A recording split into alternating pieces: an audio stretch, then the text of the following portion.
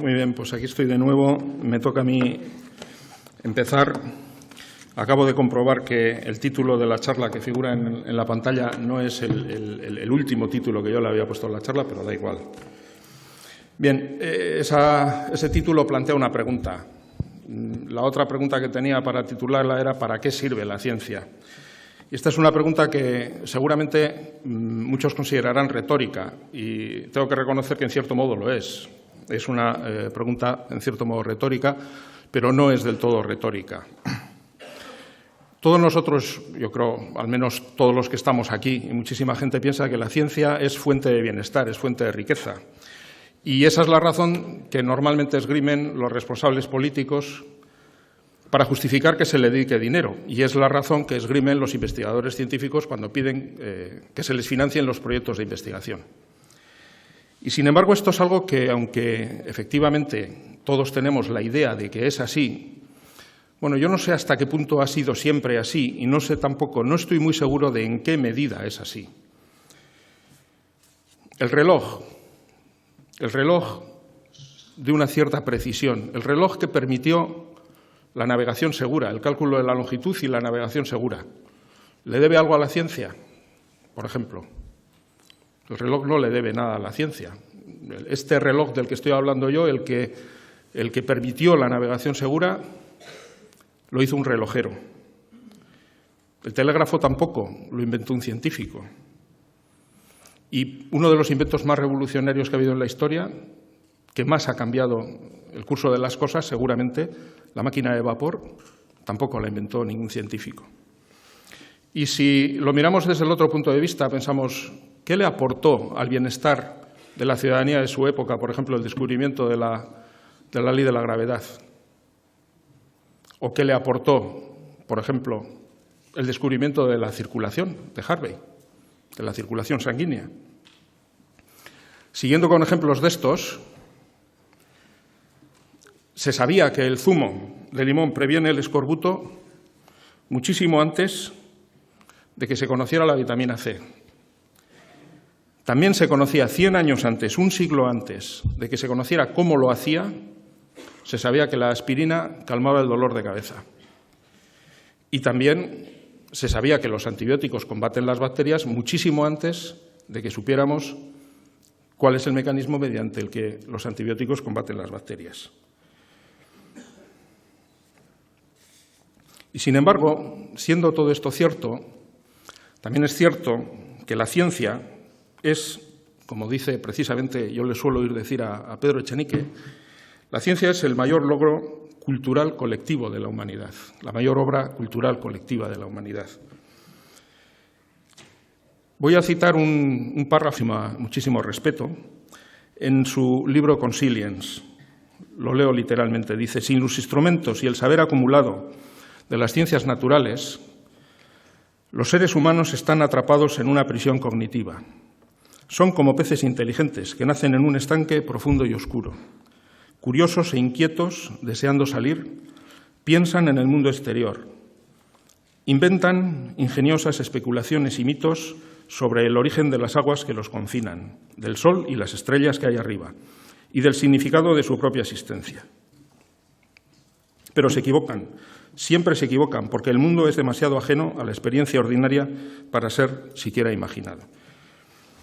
Dicho con otras palabras, yo creo que está claro que la ciencia es lo que nos permite, lo que nos ha permitido conocer el mundo, conocer el entorno en el que nos movemos y conocer a la propia naturaleza humana. Y aunque a partir de lo primero que he dicho se pueda pensar que pongo en cuestión el valor de la ciencia desde el punto de vista de su contribución al bienestar, a la riqueza, al desarrollo, lo cierto es que gracias a la ciencia vivimos mejor. Y vivimos mejor, en cierto modo, gracias a ese desarrollo que promueve. Quizás no tanto al principio de su nacimiento, las primeras décadas o incluso los primeros siglos, ahora es muchísimo más evidente. Además, satisface nuestra curiosidad, la curiosidad innata, y hay otra razón por la que yo creo que la ciencia es muy importante, por la que es importante en el sentido de que contribuye a que vivamos mejor.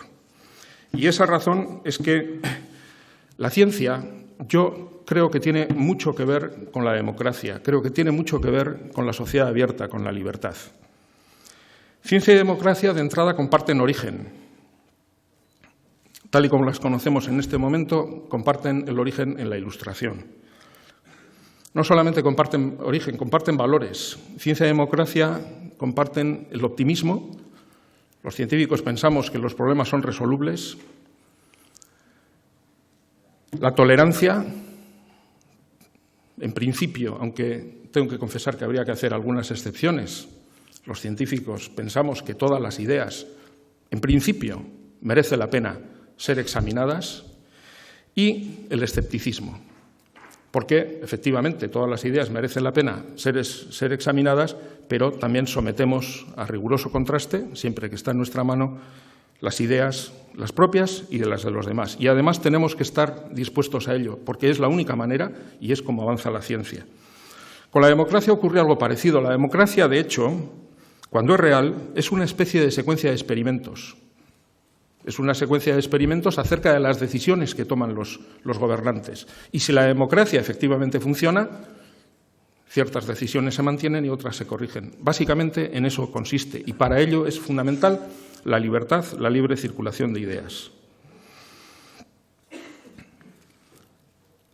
Yo tenía la curiosidad de saber si esto era algo que se podía de alguna forma ilustrar en el momento presente con datos, que es como me suele gustar documentar estas cosas. Y estuve pensando, ¿habrá alguna correlación?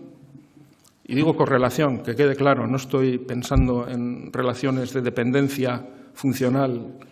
¿Habrá alguna correlación entre la democracia de los países y el grado de desarrollo científico?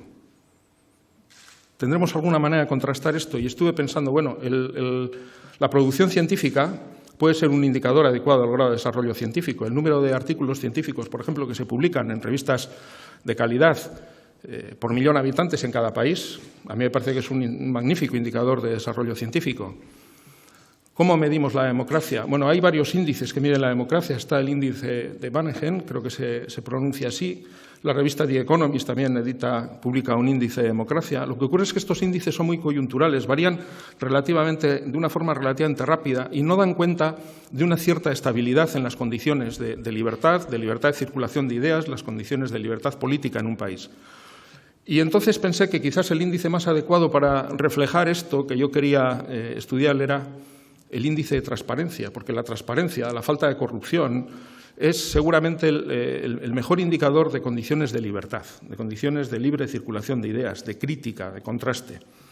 Bueno, me tomé la molestia de hacer el cálculo correspondiente, ponderando el peso de cada país en función de su población para los 150 países que tienen más de medio millón de habitantes. Y la verdad es que salió un índice de correlación verdaderamente alto, 0,85. El índice de correlación entre el índice de transparencia y la producción científica. Ya sé que esto no implica causalidad, ya lo sé, pero tampoco creo que se trate de una correlación espuria. A mí me parece que en el fondo aquí subyace esa relación a la que me he referido antes y no es en absoluto ninguna casualidad. Por supuesto, hay otras variables que intervienen en todo esto, pero yo creo que el dato, en cierto modo al menos, avala la tesis de la que he partido.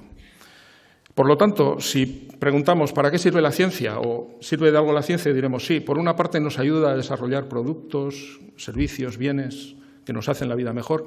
Por otra parte, y esto es lo más importante, la razón por la que nos dedicamos a ella, satisface nuestra curiosidad acerca del mundo, del entorno y de la propia naturaleza humana, y por si eso era poco, ciencia y democracia van de la mano. ¿Qué más se le puede pedir? Eskerrik asko.